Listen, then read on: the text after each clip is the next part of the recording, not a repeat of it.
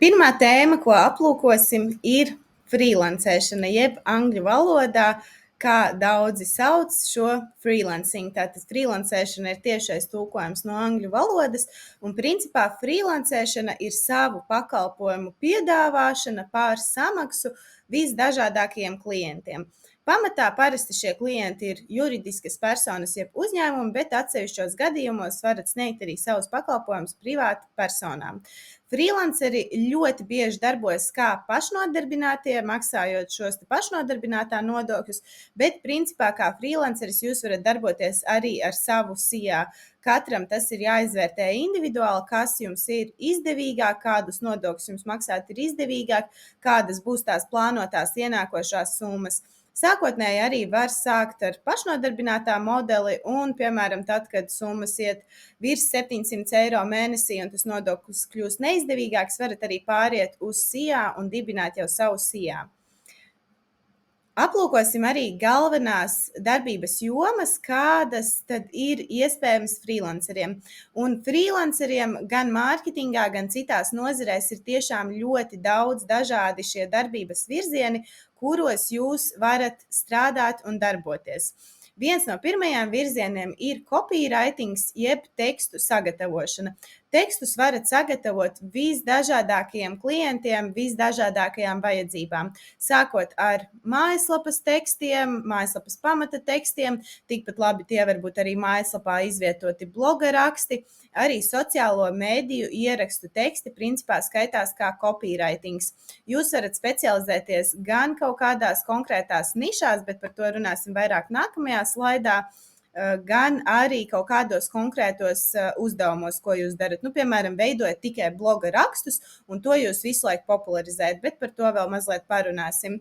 Tātad, ja jums padodas veidot tekstus, jums ir laba latviešu valoda vai varbūt angļu valoda, ja gribat mērķēt uz ārzemju tirgiem, jūs noteikti varat apsvērt darbību kā copywriteris. Arī es savu ceļu mārketingā un sociālos medijos principā uzsāku kā copywriteris un SEO copywriteris, un tālāk jau tas viss attīstījās ar sociālajiem tīkliem, ar reklāmām un daudzām citām dažādām lietām. Bet šeit tiešām būtu svarīgas šīs labās valodu prasmes, ja jums padodas izdomāt skaistus, saturīgus tekstus, jums nav problēmu ar pieturzīmēm un tam līdzīgām niansēm, jūs varat kļūt par copywriteri. Uzreiz vēlos arī uzsvērt, ka nav gluži tā, ka copywriteris tu vari būt tikai izmantojot ChatGPT, kā to stāsta kaut kādi citi satura veidotāji, un mūsdienās jau uzņēmumi un sadarbības partneri arī ir kļuvuši diezgan zinoši un advancēti. Viņi ne tikai zina, kā pārbaudīt, vai tas teksts ir veidots ar mākslīgā intelekta palīdzību, gan arī spēja vienkārši saprast to, izlasot šo tekstu. Līdz ar to tas variants paņemt kaut kādu copy-paste tekstu no ChatGPT copywritingā pavisam noteikti nestrādās.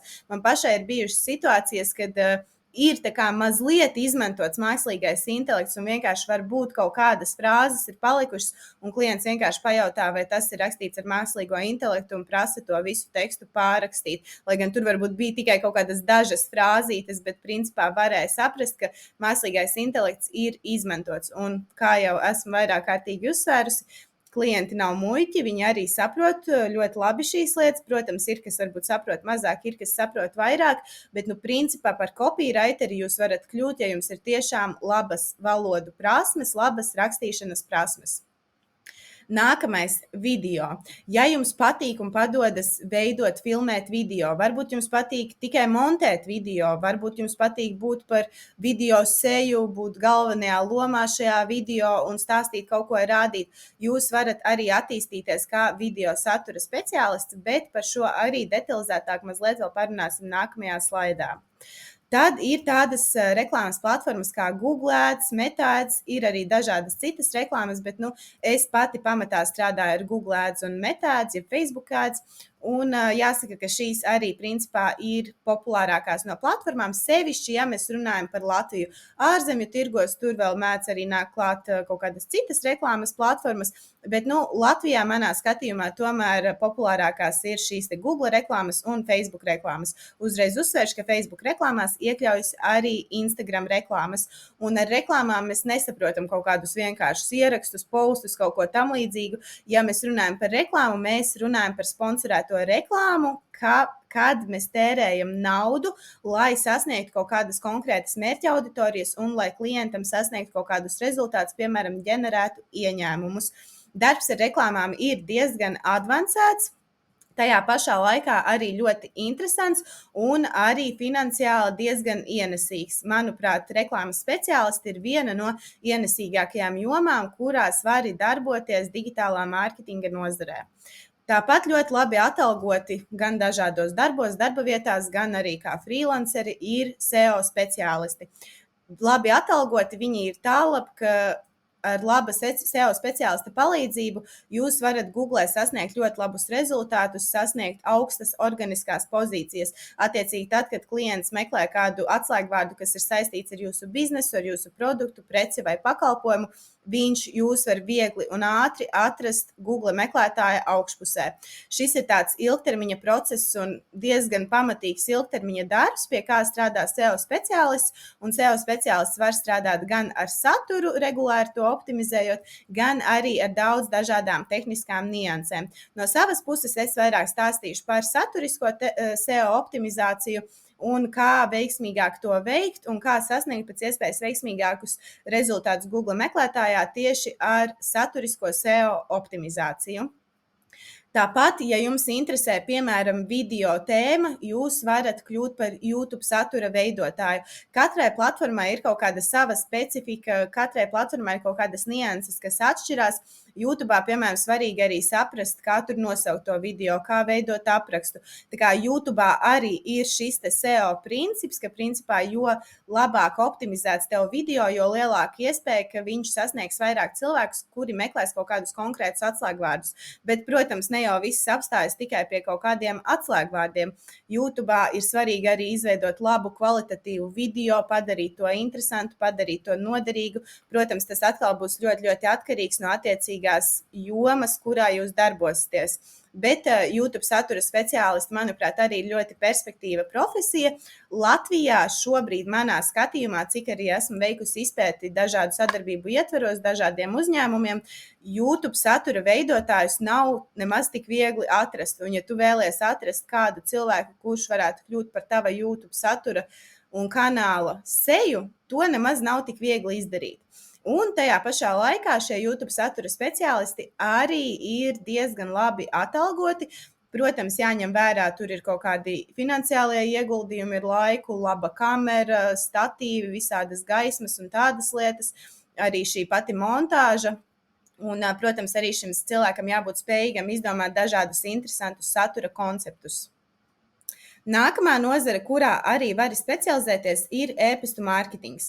Uzreiz vēlos uzsvērt, ka e-pastu rakstīšana cilvēkiem vienkārši no sava personīgā e-pasta, piedāvājot kaut kādu savu preci vai pakalpojumu, tas nav e-pastu mārketings. Detalizētāk par šo mēs runāsim digitālā mārketinga sadaļā e-pastu mārketings, kur jau parādīšu konkrētus piemērus labai e-pastu mārketinga praksē. Bet principā e-pastu mārketings ir, ka tu plāno un pārvaldi dažādas šīs e-pasta mārketinga kampaņas vai kaut kādas akcijas, vai tur ir kaut kādi atlaižu kodi, piemēram, izsūtīt kaut kādos konkrētos svētkos, vai tās ir kaut kādas e-pasta automatizācijas, piemēram, ieliec kaut ko groziņā, nenopērc, tev aiziet e-pasts ar atgādinājumu, ka hei, re, kur tev ir groziņā kaut kāda tāda un tāda prece. Vai, piemēram, piereģistrējies un saņem kaut kādu -10% atlaižu kodu, vai, piemēram, ir reklāmas kampaņa izceļot kaut kādus top nedēļas populārākos, klientu iecienītākos produktus. Tas būs e-pastu mārketings, un šeit ir ļoti svarīgi saprast šo te atšķirību, ka kaut kāds šis te cold outreach e-pasts, ko tu vienkārši nosūti kaut kādam potenciālam klientam, uzrunājot viņu, tas nav e-pastu mārketings. E-pasta mārketings, kā jau es teicu, ir tāda plānveidīga darbība, kad mēs klientam plānojam šīs e-pasta mārketinga kampaņas un attiecīgi pārvaldam viņas, testējam viņas, analizējam viņas, skatāmies, kas strādā labāk, kas strādā veiksmīgāk, koordinējam saturu, vizuāļus ar dažādiem citiem sadarbības partneriem, ar dažādiem citiem departamentiem, piemēram, nokomunicējam ar dizaineri, ko mums vajag no dizainera, nokomunicējam ar copywriteri, ko mums vajag no copywritera, un tad tālāk veicam dažādas darbības no savas puses, lai realizētu šo te veiksmīgo rezultātu. Nākamais ir sociālo mediju saturs, un, kā jau te minēts, tu vari principā fokusēties gan uz visām platformām, Facebook, Instagram, TikTok, Snapchat, Twitteris, Pinterest.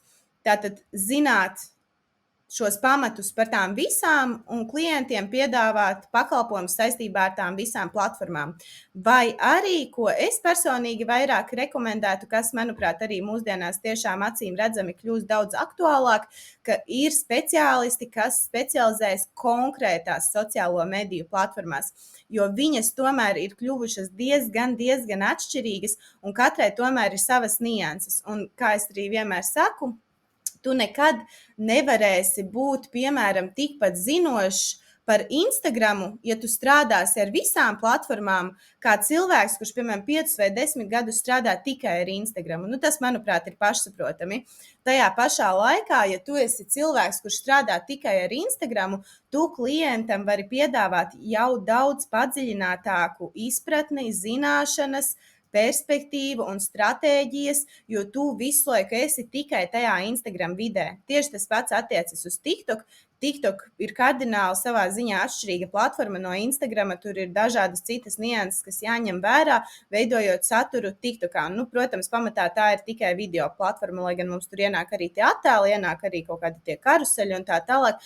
Pamatā tomēr tā ir video platforma. Instagrams pamatā tomēr ir fotoplatforma. Arī tur, protams, ir ienākuši šie video satura veidi, kas arī ir ļoti svarīgi. Bet, ja mēs skatāmies uz šiem te pirmsākumiem, tie pirmsākumi ir diezgan atšķirīgi šīm te platformām. Un līdz ar to ir arī atšķirīgas stratēģijas, kas tam visam strādā labāk. Un, ja tevi ļoti interesē tikai Instagrams vai tikai TikToks, tu noteikti vari kļūt arī nevis par visu sociālo mediju speciālistu, bet tikai par TikTok speciālistu vai tikai par Instagram satura speciālistu. Tāpat ir tāda lieta un tāda profesija kā influenceru mārketinga menedžeris vai influenceru menedžeris. Kā jau esmu stāstījusi arī pati, 2 gadus esmu nostrādājusi kā influenceru mārketinga menedžeris un joprojām turpinu koordinēt šīs sadarbības saviem klientiem ar dažādiem influenceriem. Ik pa laikam ir dažādi arī jauni projekti, kur klientiem ir nepieciešams atrast, piesaistīt influencerus, sazināties ar viņiem. Un tas varbūt var likties tāds ļoti neliels segments, bet patiesībā arī zem influenceru mārketinga ir ļoti daudz dažādas nianses, kas ir jāņem vērā. Tātad viens ir tas, ka tu balstoties uz klienta noteikto mērķa auditoriju atlasi šos influencerus. Nākamais, kā jau minēju, tu sazinies ar šiem influenceriem. Nākamais, ja viņi ir ieinteresēti sadarbībā, tu noskaidro cenas, tu noskaidro statistikas, iespējams, tur ir kaut kāda kaulēšanās, ir kaut kāds noteikts budžets, influencerim cena ir dārgāka, tu vari teikt, hei, varbūt pirmajā reizē var iedot mums kaut kādu atlaidi, lai mēs varam pārliecināties, kā mums šis strādā. Pēc tam tu seko līdzi visai šai kampaņu performancei, vai viņš saulēcīgi izvieto visu saturu, par ko jūs esat vienojušies.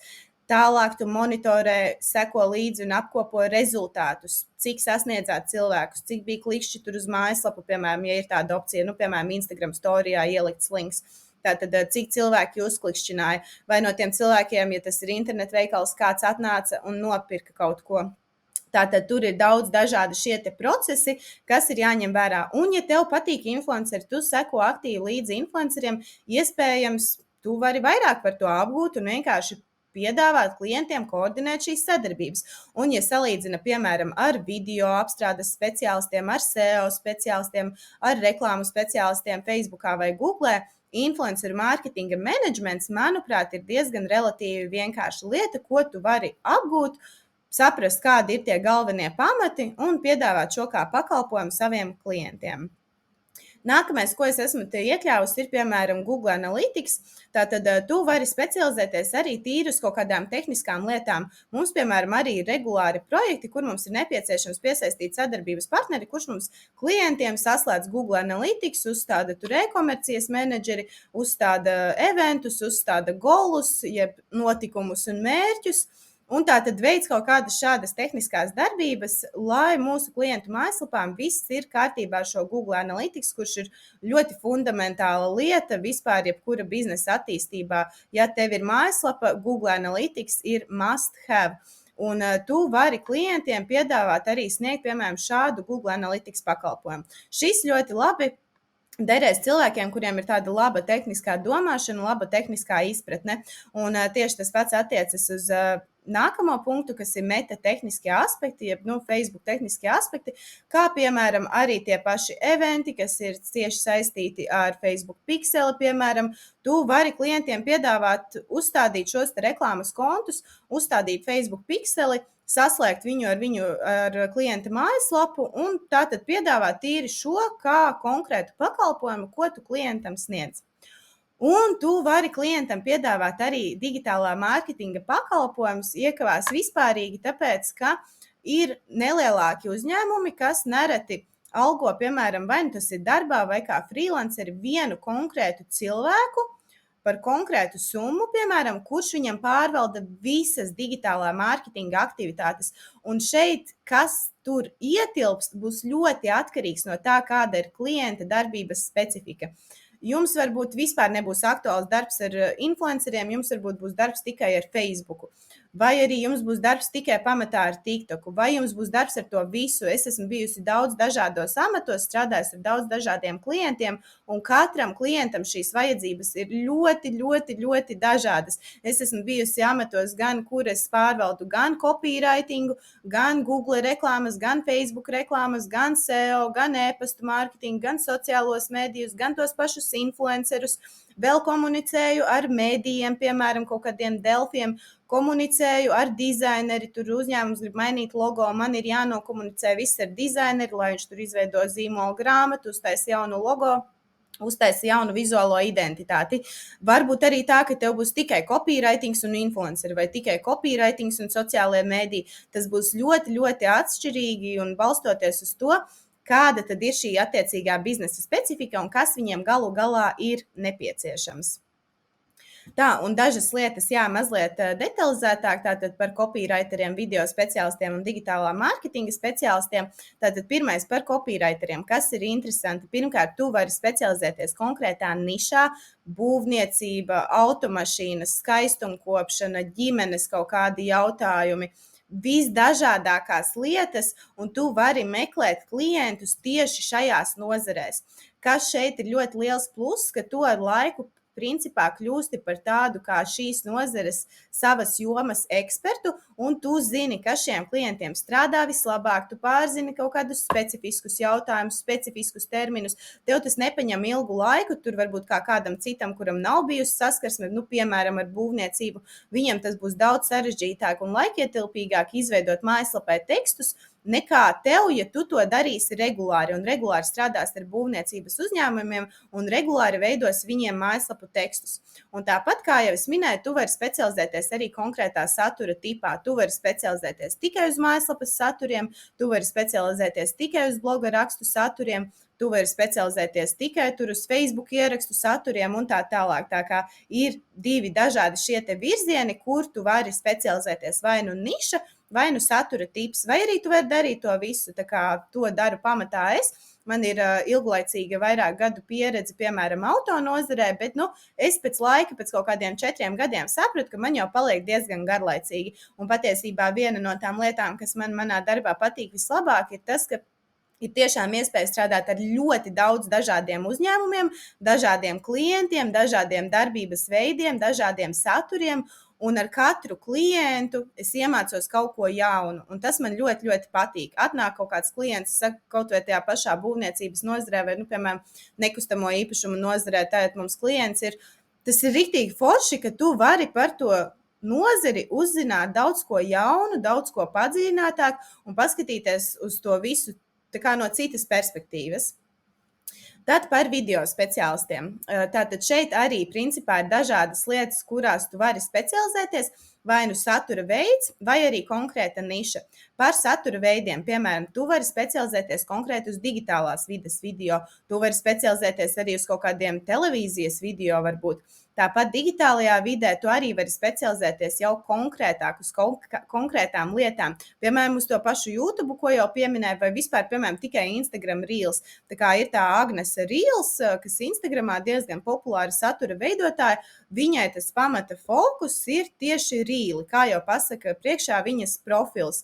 Un tātad jūs arī varat specializēties konkrēti, piemēram, tikai TikTok video, vai tikai Instagram Reelos, vai tikai YouTube video. Bet atkal jūs varat darīt to visu. Tas ir kā jūs izvēlaties. Un tāpat jūs varat specializēties konkrētā nišā. Nu, piemēram, veidot tieši video ēdināšanas uzņēmumiem, vai, piemēram, veidot tieši Reelus vai TikTok video tieši ēdināšanas uzņēmumiem, dažādiem restorāniem, kafejnīcām. Un atkal ar laiku jūs zināsiet arvien labāk un labāk kaut kādas prakses, ko ievērot, veidojot saturu tieši šīs nišas uzņēmumiem, un tas, protams, ir liels pluss, tas paaugstina jūsu vērtību uzņēmuma acīs, un jūs varat prasīt arī parasti augstāku samaksu, jo jūs esat šīs konkrētās jomas speciālists, jo jūs esat, piemēram, TikTok video speciālists tieši ēdināšanas uzņēmumiem. Jūs visticamāk varēsiet prasīt augstāku samaksu par saviem pakalpojumiem, salīdzinot ar citiem šāda veida pakalpojumu sniedzējiem. Un pēdējais, tātad digitālā mārketinga speciālists, nu, kā jau es minēju, var darīt ļoti daudz un dažādas lietas. Sākot ar to, ka jūs varat uzņēmumiem pārvaldīt šo te mārketingu uz tādas ikmēneša sadarbības bāzes, un, kā jau es teicu, tur iekļaujās daudz dažādas lietas atkarībā no tā, kas ir nepieciešams attiecīgajam uzņēmumam, vai arī jūs varat piedāvāt, piemēram, konsultācijas, jūs varat piedāvāt lekcijas, jūs varat piedāvāt kursus, jūs varat piedāvāt sagatavot stratēģijas, bet, nu, lai šīs visas lietas darītu, jums arī ir jāgūst kaut kāda pieredze. Es teiktu, ka tam ir jābūt, nu, vismaz kaut kādi 3 līdz 5 gadi, lai jūs varat veiksmīgi sniegt konsultācijas, lai jūs varat izveidot veiksmīgu kursu, vai arī, lai jūs varat veiksmīgi saprast, kā veidot tādas sakarīgas stratēģijas. Jūs tātad nevarat gluži nostrādāt 1 gadu un tad piedāvāt klientiem taisīt mārketinga stratēģijas. Jums ir jāgūst mazliet padziļinātāka izpratne ilgākā laika periodā, lai jūs saprastu, kā vispār stratēģiju izveidot, kas vispār kuram klientam strādā labāk, un tad jau jūs varat piedāvāt arī šādu pakalpojumu, kā reāli individuālu pakalpojumu, sniedzot un sagatavojot šīs te mārketinga stratēģijas.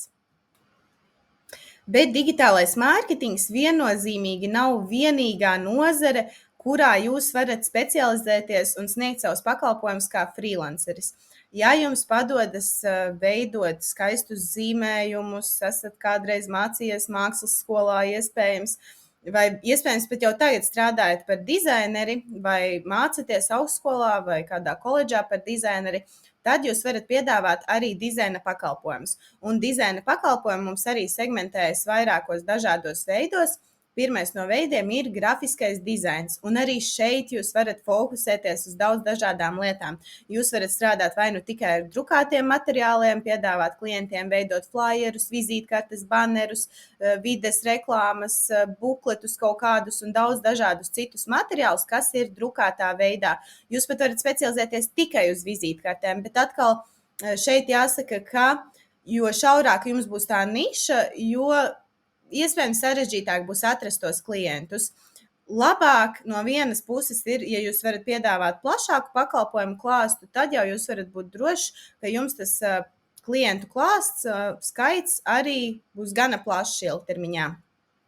Tāpat jūs varat veidot dažādus digitālos materiālus, kas ir digitālā vidē, piemēram, mājaslapu banneri, sociālo mediju banneri.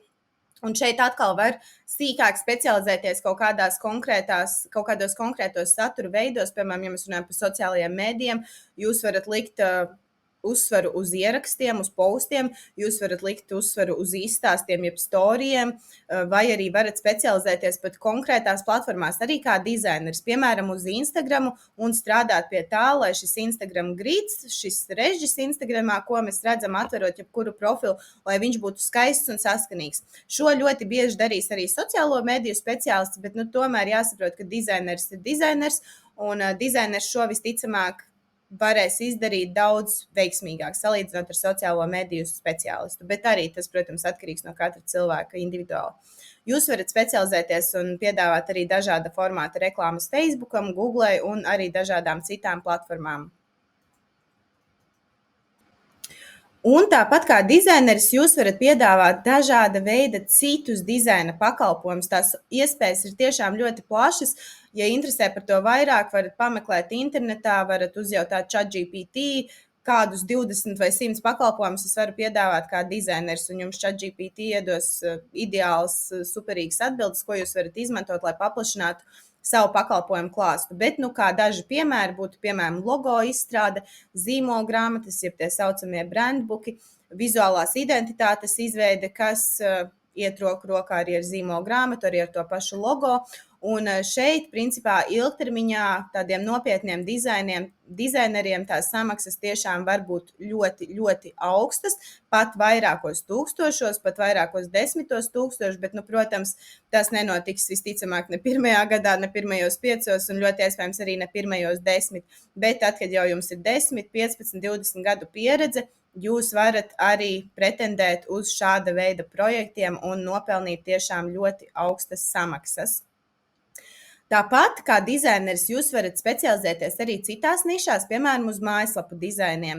Var sākt kā grafiskais dizaineris, ar laiku izaugt līdz mājaslapu dizainiem, kur jau būs tādas citas niansītas, bišķīt kā, piemēram, user interface un user experience un dažādas citas nianses, kas ir jāņem vērā, veidojot mājaslapas dizainu. Protams, jūs tur varat sazīmēt uz dūlo, tā teikt, bet tomēr profesionāls mājaslapas dizaina veidotājs pārzinās šīs user interface un user experience, jeb lietotāju pieredzes un lietotāja interfeisa, kaut kādas nianses, kādas pogas tur labāk, kā tur labāk checkoutā pērkot kaut kādu produktu internetveikalā, kā labāk noformēt šo checkoutu visu procesu, tātad pasūtījumu veikšanas procesu un tā tālāk. Un nākotnē jau tā daudz nopietnākā līmenī apgūst to dizainu. Jūs varat specializēties arī citās nišās, piemēram, animācijās, virtuālajā realitātē. Ir pat datorspēļu dizaineri un daudzi citi dažādu veidu dizaineri, par ko jūs arī varat kļūt, ja jūs interesē šī dizaina nozare.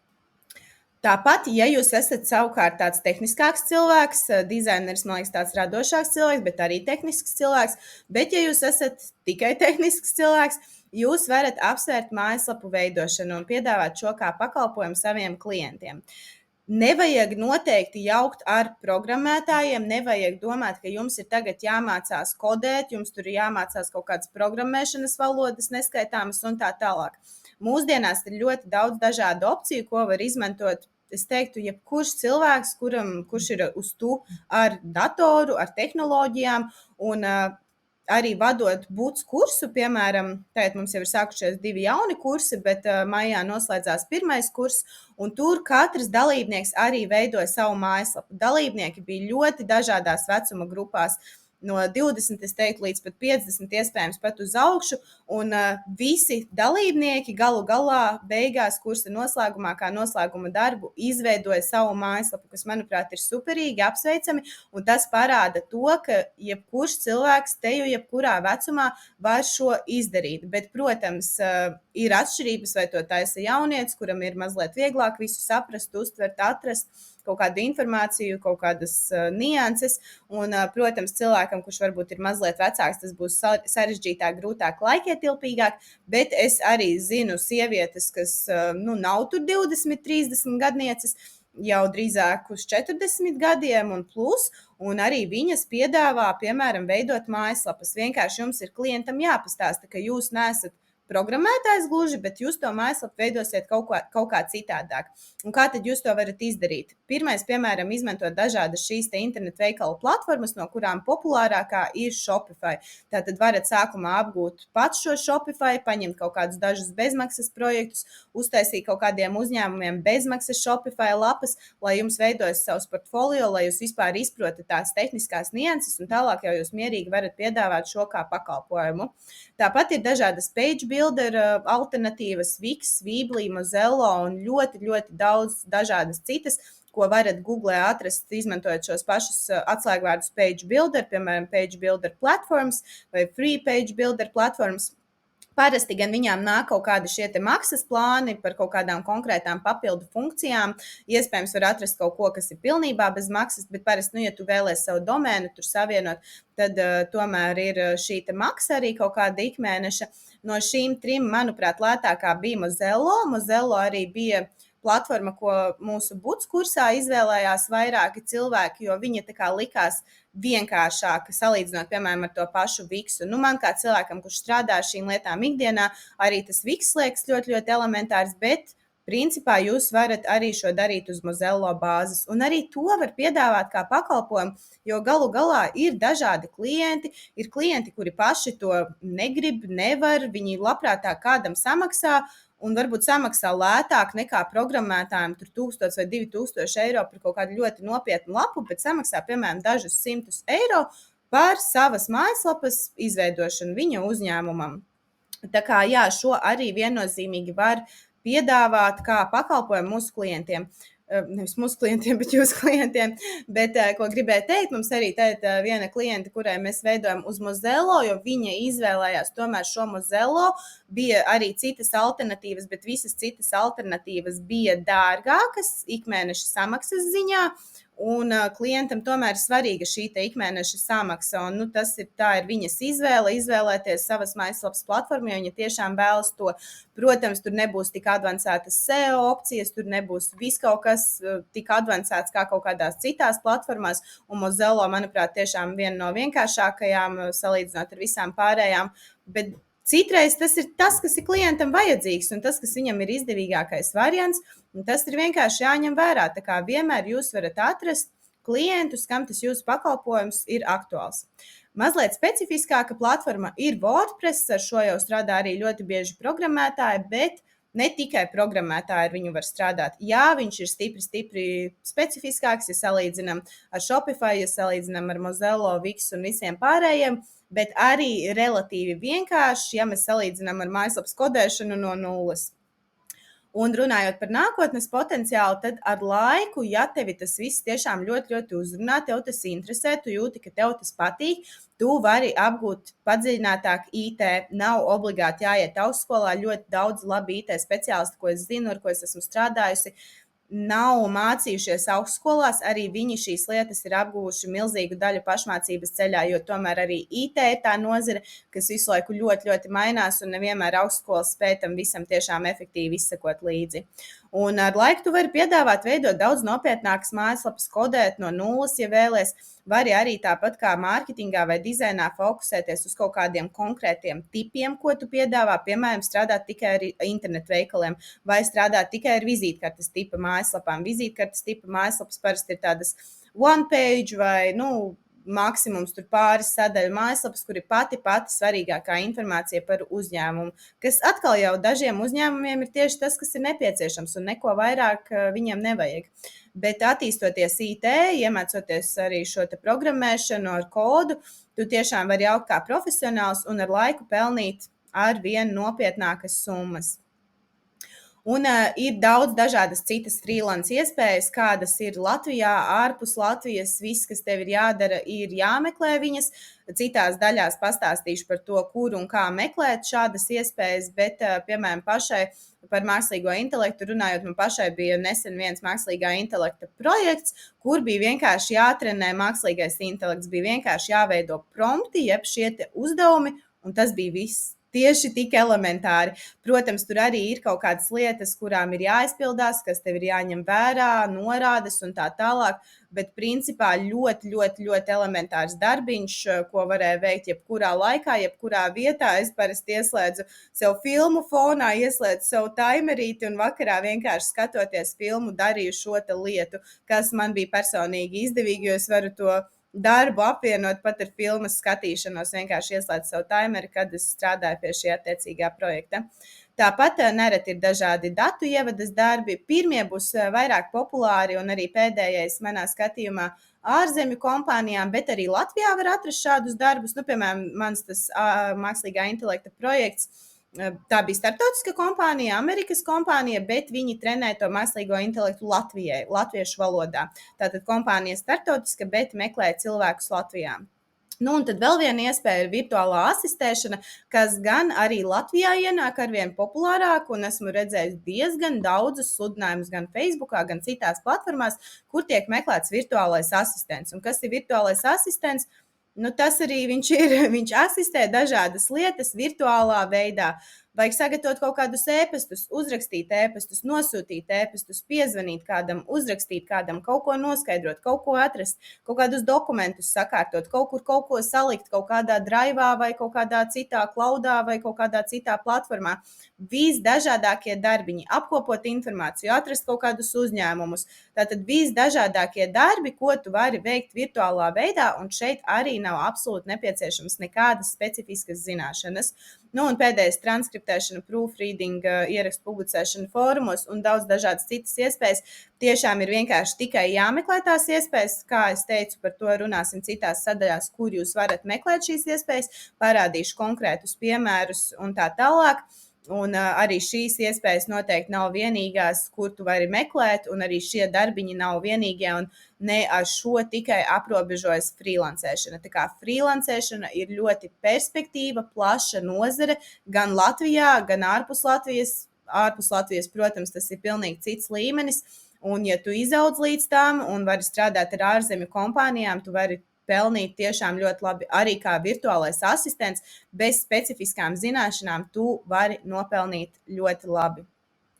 Un, jā, tad šai prezentācijai tas arī viss. Paldies visiem par uzmanību, un tad jau citās sadaļās un citos video varēsiet atrast šo te informāciju, kur tad meklēt šos klientus, kā piesaistīt klientus, kur meklēt dažādas freelance iespējas un citas nianses. Tā kā tiekamies. Atā!